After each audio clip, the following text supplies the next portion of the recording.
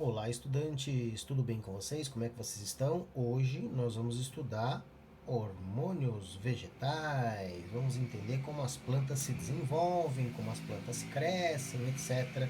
E assim por diante.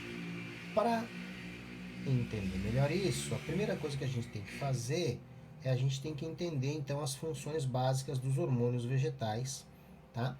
E essas funções básicas são movimentos, então os movimentos da planta que são muito lentos, a gente quase não percebe, mas elas se movimentam, né? Principalmente associados a crescimento, a direção da luz, etc. Desenvolvimento, tá? Ou seja, a planta se desenvolve, ela sofre transformações, produz folhas, galhos, frutos, etc. Reprodução, então a formação de flores, de gametas, de frutos, tudo isso é mediado por hormônios.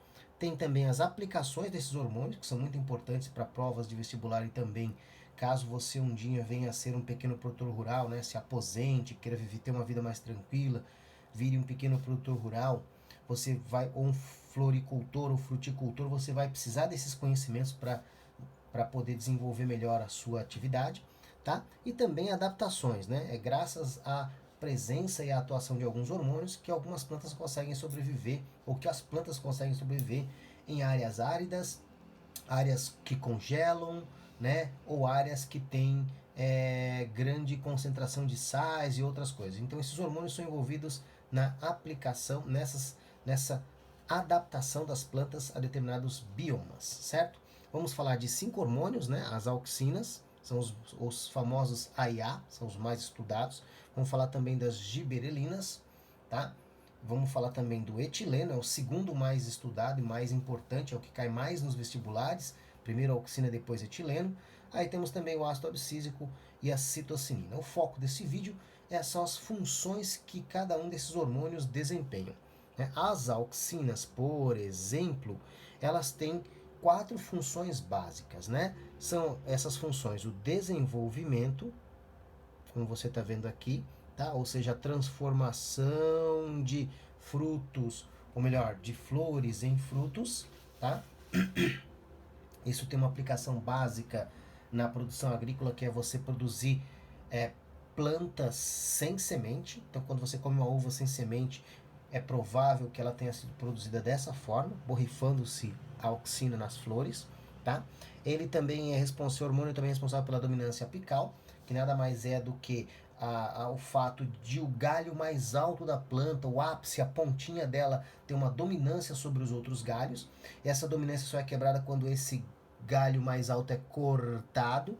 Os jardineiros sabem disso, então eles usam isso para fazer com que a planta cresça lateralmente, produza mais galhos, mais folhas, né, pareça mais vistosa, e assim isso chama-se poda, tá? É uma poda adequada. Crescimento, então algumas plantas requerem o AIA para crescer, né, alguns galhos, folhas e assim por diante, e também os tropismos, tá, que são movimentos ou crescimento orientado da planta, né? Temos 2 tipos: o fototropismo, que vai fazer com que a planta cresça na direção da luz, né? E o gravitropismo, que é a orientação do crescimento pela gravidade. Então as raízes, por exemplo, crescem orientadas positivamente para a gravidade, ou seja, na mesma direção que a gravidade está puxando elas, e as plantas é o contrário. E com relação ao fototropismo, a raiz sempre foge da luz e os caules eles costumam crescer na direção da luz, tá? Os meristemas, ou seja, os ápices, as pontinhas dos galhos das raízes é que vão produzir as auxinas, tá? As giberelinas, por outro lado, são produzidas em raízes, caules, folhas e sementes, tá? E são responsáveis principalmente pelo alongamento do caule, tá? Mas esse alongamento não é por divisão celular, não é por mitose. Esse alongamento vai acontecer porque as células vão crescer, tá? Então, é crescimento celular, alongamento de cada célula faz com que o caule fique alongado. Ela também pode ser usada para quebrar a dormência, então já é uma aplicação, quebra a dormência de gemas e sementes, tá? Então é importante na reprodução, aí na germinação, para acelerar a germinação. Então na agricultura tem essa importância. Às vezes uma semente leva 7 dias para germinar, com auxina você consegue fazê-la germinar em 3 ou 4 dias. E também trabalha no desenvolvimento do fruto. Veja que interessante. Para transformar uma flor em fruto, eu posso usar a auxina inicialmente. Mas depois, se eu quiser frutos maiores, fazer os frutos crescerem, eu tenho que borrifar a gibberellina em seguida. Só que tem um problema. Os hormônios vegetais, eles são substâncias complexas, como está demonstrando aqui essas nossas fórmulas aqui, e eles, como todo hormônio, em excesso podem causar problemas e até matar a planta. Então, muitos herbicidas são análogos de hormônios que são aplicados em excesso na planta e vão causar a morte da planta. Então, cuidado com o uso de hormônios, porque na dose errada ele pode ser prejudicial, tá?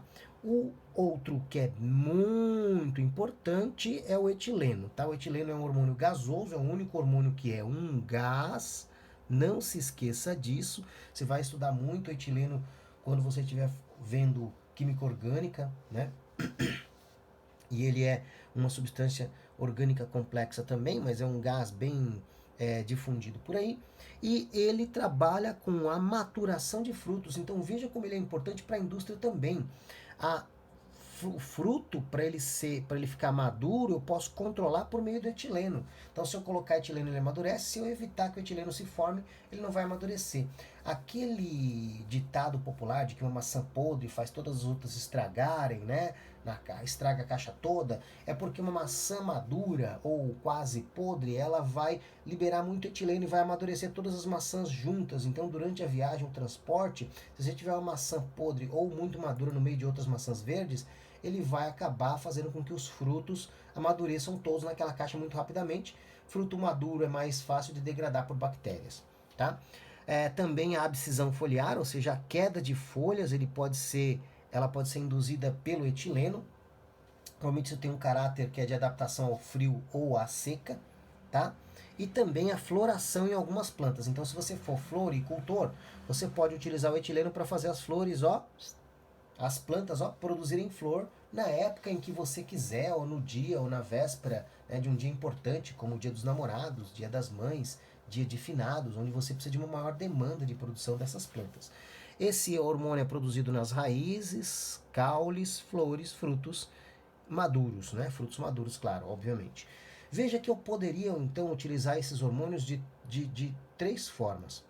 Eu posso usar três hormônios, por exemplo, para satisfazer a minha necessidade de produtor. Eu posso usar a auxina para produzir um fruto sem semente, posso usar a gibberellina para fazer o fruto desenvolver-se e crescer, e posso usar o etileno depois para fazer o fruto amadurecer no momento certo. Então eu posso armazenar esse fruto sobre refrigeração, no momento certo em que eu preciso vender, eu posso fazer isso. O etileno é muito utilizado na exportação de fruto. Então você exporta um mamão verde, chega na Europa, os caras aplicam etileno e colocam ele madurinho já para vender, tá? O terceiro, ou melhor, terceiro, é o ácido abscísico, tá? Como o nome fala, abscísico, você já ouviu falar de abscisão foliar, né? Opa, mexeu aqui um pouquinho, vou voltar aqui.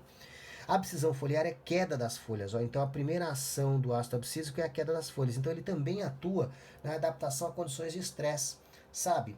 Aquelas plantas que tem lá no hemisfério norte, que no outono cai as folhas, é porque a raiz começa a secretar ácido abscísico, informando que a temperatura do solo caiu muito, vai congelar, então precisa perder as folhas, porque é através da folha que a planta perde água. Então aí a planta evita a perda de água, entra em dormência, na próxima primavera ela cria novas folhas e vive sua vida numa boa, tá? Isso vai fazer, dormência é a segunda característica promovida aqui, segunda adaptação promovida pelo ácido abscísico. Na caatinga também, as plantas perdem as folhas e entram em dormência graças à secreção de ácido abscísico no período em que não tem água no solo, tá? E aí também, controla a transpiração, fechamento estomático, tá? Ele é controlado pelo ácido abscísico, tá? Isso é para evitar perda d'água. Ele é basicamente um hormônio que vai atuar, né, principalmente evitando que a planta morra durante um período de falta de água. O último, citocininas, né? Citocélulas, cininas, que é dividir, então é como se eu estivesse dividindo as células, então eu vou fazer as células se multiplicarem, então uma célula vira duas, tá? E as citocininas então vão ajudar, né? São produzidas pela raiz e pelos frutos. O ácido abscísico é produzido por folhas, frutos, sementes e pela coifa da raiz, lá pela pontinha da raiz. As citocininas não, é raiz e frutos. E as citocininas, elas têm, um monte de funções. Então, elas podem atuar na floração de algumas plantas, então também eu posso induzir floração. Então, se você for um produtor de flores, você vai precisar dela. Ela pode impedir, ó, retardar a senescência, tá? Esse é o uso mais comercial mais conhecido das citocinas. Os floricultores costumam colocar as plantas cortadas, né? As flores cortadas, eles cortam a flor e colocam num pote com água e citocinina. E aí a flor vai absorver a citocinina, ela vai aumentar a durabilidade dela em 2 ou 3 dias, tá? Isso é muito importante comercialmente. Vai promover a divisão celular, então crescimento do caule ou de estruturas da planta por divisão celular. Então se eu quero alongar, me interesso pelo caule da minha planta e quero alongar esse caule, eu posso usar a citocinina para fazer isso. E também pelo crescimento das folhas, ó, veja, vegetais folhosos, né? Quanto maior a folha de couve, melhor a produção, maior a produção. Então eu posso utilizar também para provocar o crescimento de folhas na época que eu quero, para poder vender aquelas folhas. Quem produz chá, né, quem produz, né, algum produto derivado das folhas, pode utilizar isso daí. E também no desenvolvimento do fruto, ó. Então também tem importância na produção agrícola aí. Beleza? Tudo bem? Gostou do nosso vídeo? Aprendeu sobre os hormônios vegetais? Então aproveita aí, dá um dedinho para cima para mim aí, ó, thumbs up, né? Dá um joinha e aproveita e compartilha, né? Espalha com todos os seus coleguinhas e até a nossa próxima aula. Um grande abraço para todos vocês e bons estudos.